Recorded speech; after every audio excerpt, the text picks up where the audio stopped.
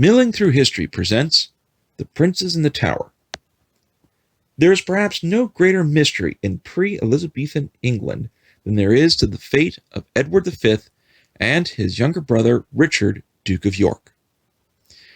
What happened to these two boys is something which is still looked at today.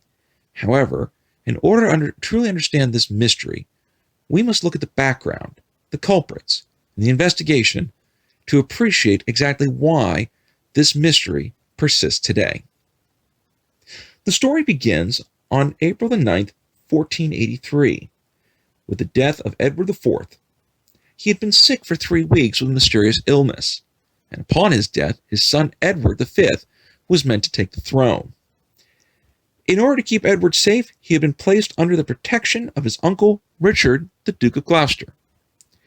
Edward, along with his younger brother, the Duke of York, was placed into the Tower of London, not to be a prisoner, but rather this was the traditional home of future monarchs awaiting their coronation.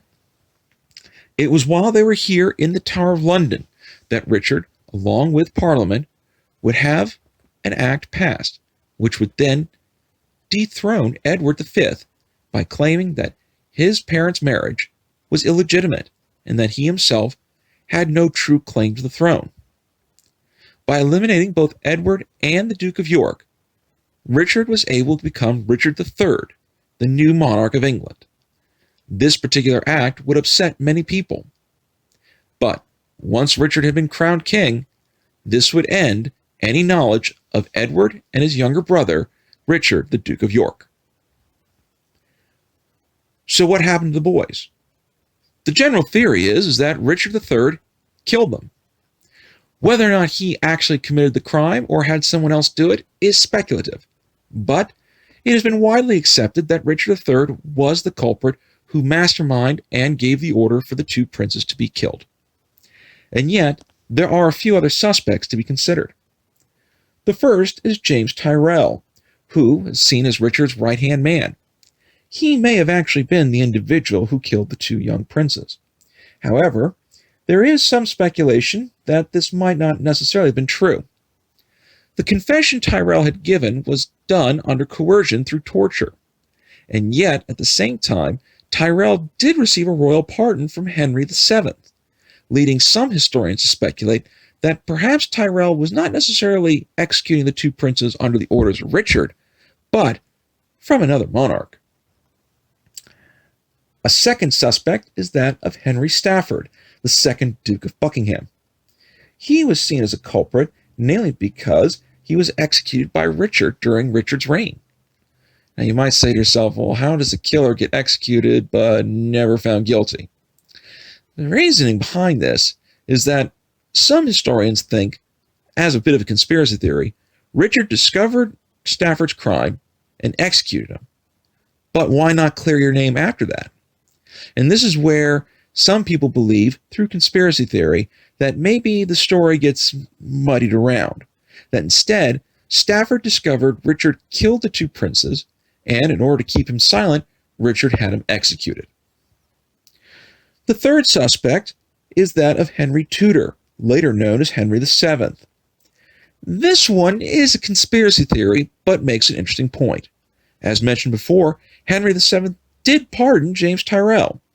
But in addition to this, Henry would get married to Elizabeth of York, the eldest sister to Edward V.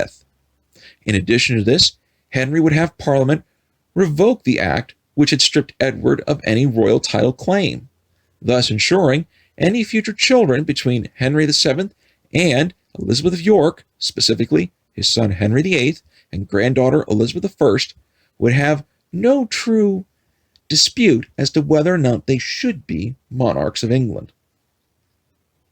In addition to this, it was Henry VII who would help to go ahead and spread the word that it was Richard III who killed the two princes. In trying to investigate this particular crime, it is truly difficult, namely because everything was kept in complete secrecy. Whether or not the boys died of disease and it was just kept silent is unknown. However, because Richard had stayed so quiet about the disappearance of the boys, and because of his usurping of the throne, no matter what he had said outside of somebody else doing it, no one was likely to believe him.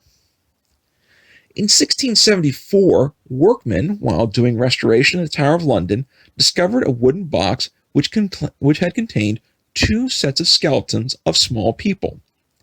It was immediately concluded that these had to have been the bones of the princes, and their bodies were then removed to Westminster Abbey. During the 1930s, historians had examined the bones and conclusively decided, yes, these were the bones of Edward and his younger brother Richard, citing that one was larger than the other, and this had to have been them. No DNA test has ever occurred on these bones, however, and if one needed to do it, it would require royal assent to go ahead and be done. Many scholars argue that because the 1930s research into the bones were done with a specific target in mind, namely, to find the bones of the princes and say that this was them, this investigation was illegitimate itself. As such, because there's no royal approval to have these bones be examined, there is no way to conclusively prove if, yes, these are the princes. Even if a DNA test was done, there is no way to prove how they died, just they have been found. As such, the mystery of the princes in the tower will continue to occur and be a subject that, amongst historians, will be widely gossiped about. Be sure to like, share, and subscribe for future episodes of Milling Through History, and be sure to leave comments below telling us about future episode ideas that you may have.